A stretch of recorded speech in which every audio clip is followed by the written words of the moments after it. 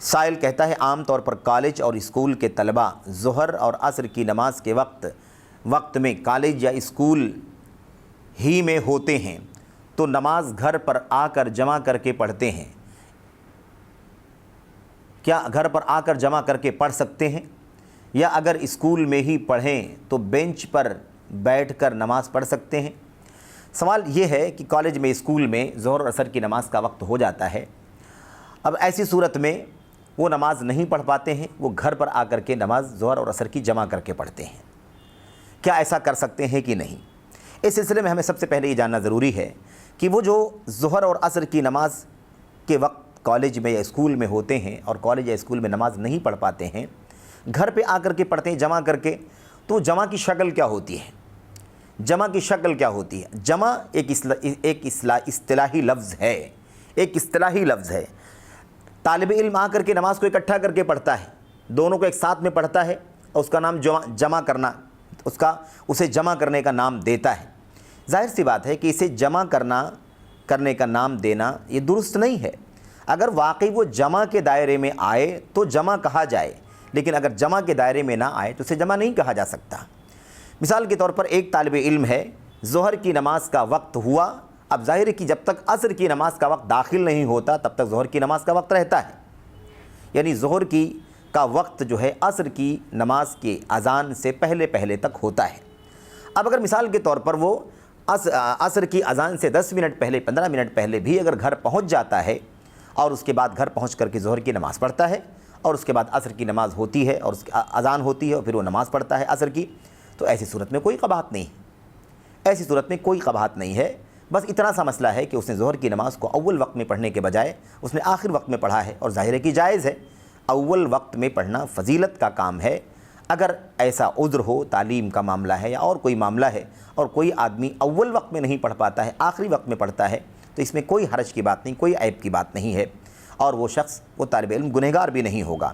لیکن اگر مثال کے طور پر وہ کالج میں اسکول میں اتنی تاخیر تک رہتا ہے کہ ظہر کی نماز کا وقت نکل جاتا ہے، عصر کی نماز کا وقت داخل ہو جاتا ہے، اور وہ ظہر بھی نہیں پڑھتا اور پھر عصر کی نماز بھی نہیں پڑھتا، وہ گھر پہ آ کر کے پڑھتا ہے، تو اس کا مطلب یہ ہے کہ وہ ظہر کی نماز کو یومیہ قضا کرتا ہے،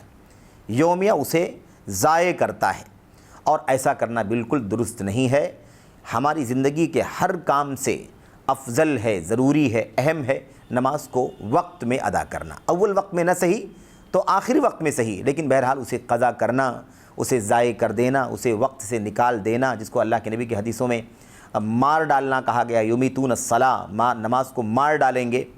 یہ کام کسی عذر کی وجہ سے کبھی ہو جائے، اکا دکا مرتبہ ہو جائے تو اللہ تبارک و تعالیٰ کی ذات سے معافی کی امید ہے۔ لیکن ایک طالب علم سالہ سال پڑھتا ہو کالج میں، اسکول میں، یونیورسٹی میں،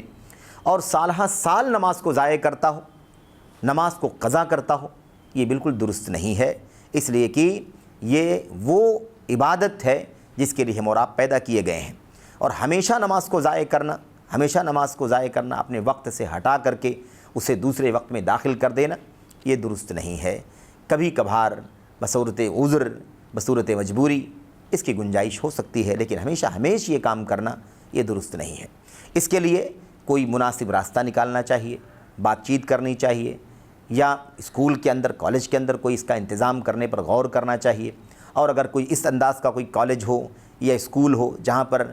ان بنیادی چیزوں کی اجازت نہ ہو، تو مسلمانوں کے طلبہ کو چاہیے کہ وہ ایسے اسکولوں میں، ایسے کالجوں میں داخلہ لیں جہاں اس طرح سے ان کی عبادت پورے طور پر ضائع نہ ہو۔ اسلام کا سب سے بڑا فریضہ ہے کلمہ توحید کے بعد نماز، اسے ہم سالہ سال ضائع کریں، بھلا کون سا اسلام اس کی اجازت دیتا ہے، کون سا دین اس کی اجازت دیتا ہے؟ شیخ صالح فوزان بن عبداللہ الفوزان حفظہ اللہ سے اسی طرح کا سوال کیا گیا تھا، تو انہوں نے کہا نماز تمہارے کام سے افضل ہے، بلکہ دنیا کے ہر کام سے افضل ہے، اسے ضائع کیسے کیا جا سکتا ہے؟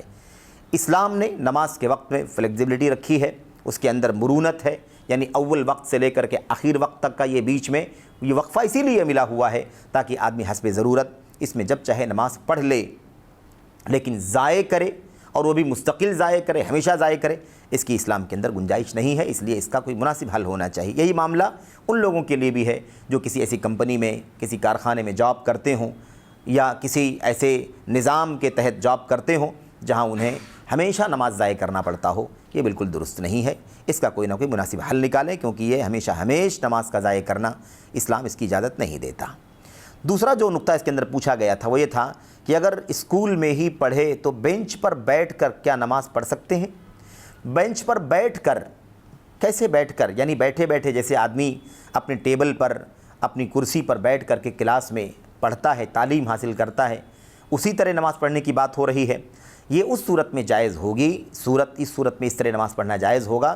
جب سرے سے کوئی گنجائش نہ ہو کہ ہم اٹھ کر کے کسی روم میں، کسی کمرے میں، کسی کنارے جا کر کے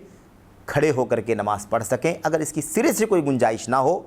اور نماز کے ضائع ہو جانے کا، قضا ہو جانے کا اندیشہ ہو، تو آخری وقت سے پہلے بہرحال اگر وہ ایسے بیٹھ کر کے اپنے ٹیبل پر بھی نماز پڑھ سکتا ہے تو پڑھ لے، لیکن نماز کو ضائع نہ کرے۔